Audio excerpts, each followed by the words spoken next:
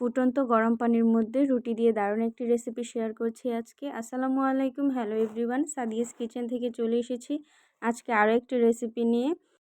আমরা যে নর্মালি আটার রুটি খাই, ওই রুটি নিয়েছি 3টা। এখন এটা আমি ফুটন্ত গরম পানির মধ্যে দিয়ে দিয়েছি। এখন এটা কয়েক মিনিট সিদ্ধ করে নেব। রুটিটা যখন সিদ্ধ হয়ে আসবে তখন এই রুটিটা নামিয়ে নিতে হবে। তো এই রুটিগুলো আমি একটি প্লেটে নামিয়ে নিচ্ছি আর এগুলোকে ঠান্ডা করে নেব।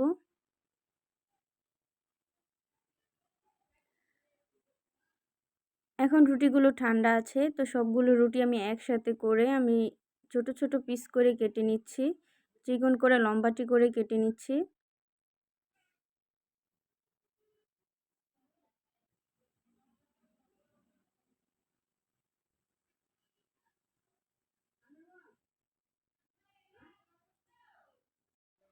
রুটিগুলো কাটার পর ঠিক এরকম ঝরঝরে হবে। আপনারা চাইলে বেশি করে বানিয়ে রেখে সংরক্ষণ করে পরবর্তীতে রান্না করতে পারবেন। তো এখন এগুলো আমি একটি প্লেটের মধ্যে নিয়ে নিচ্ছি। ঠিক এরকম লম্বাটে দেখতে এক ধরনের নুডলসও পাওয়া যায়। এখন এগুলোকে রান্না করার জন্য চুলায় একটি প্যান বসিয়ে দিয়েছি। এখানে দিয়ে দিচ্ছি 3 টেবিল চামচ পরিমাণ সয়াবিন তেল। তেলটি যখন গরম হয়ে আসবে এর মধ্যে দিয়ে দেব রসুনের কোয়া 2টি কুচি করে নিয়েছি, আর একটি মাঝারি সাইজের পেঁয়াজ কুচি দিয়ে দিচ্ছি, আর 3 থেকে 4টা কাঁচামরিচ আমি ফালি করে নিয়েছি। এখন এই সব কিছু একসাথে কিছুক্ষণ ভেজে নেব।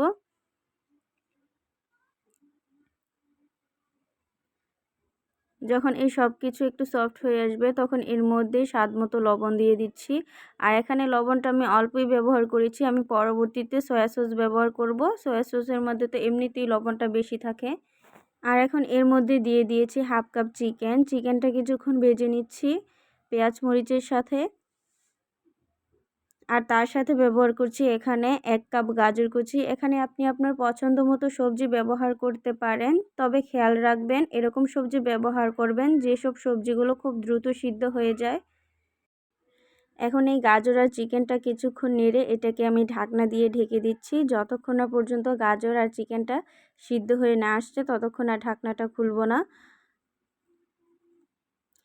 তো এতক্ষণে আমাদের গাজর আর চিকেনটা সিদ্ধ হয়ে এসেছে। এখন ঢাকনাটা উঠিয়ে নিয়েছি। তো এখন এর মধ্যে অল্প একটু পানি আছে, ঢাকনা দিয়ে ঢেকে রেখেছি যেহেতু বাষ্প হয়ে এর মধ্যে পানি এসে পড়েছে। তো এখন এই পানিটা শুকিয়ে নিচ্ছি আর এর মধ্যে দিয়ে দিচ্ছি 2 প্যাকেট ম্যাজিক মশলা। এই মশলাটা দিলে কিন্তু খাবারের টেস্টটা এমনিতেই বেড়ে যায়। এখন এই সব কিছু একসাথে মিশিয়ে নিচ্ছি আর এখন এর মধ্যে দিয়ে দেব কেটে রাখা রুটিগুলো। এগুলো দিয়ে আমি নেড়ে খুব ভালোভাবে মিশিয়ে নিচ্ছি। আমার আজকের রেসিপিটি ভালো লাগলে অবশ্যই আমার ফেসবুক পেজে ফলো আর ইউটিউব চ্যানেলটি সাবস্ক্রাইব করে দিবেন আমার পরবর্তী ভিডিওর নোটিফিকেশন সবার আগে পেতে। তো এখন এটাকে খুব ভালোভাবে মিশানো হয়ে এসেছে। এখন এর মধ্যে আমি 1 টেবিল চামচ টমেটো সস দিয়ে দিচ্ছি আর দিয়ে দিচ্ছি 1 চা চামচ সয়া সস। এখন এই সব কিছু আবার নেড়ে আমি মিশিয়ে নিচ্ছি। আমার রান্নাটা প্রায় কমপ্লিট। আর এখন এটাকে আমি সার্ভ করে নিচ্ছি। তো সবাই সুস্থ থাকবেন, ভালো থাকবেন। আবারও চলে আসবো নতুন কোনো রেসিপি নিয়ে আপনাদের সামনে। আল্লাহ হাফিজ।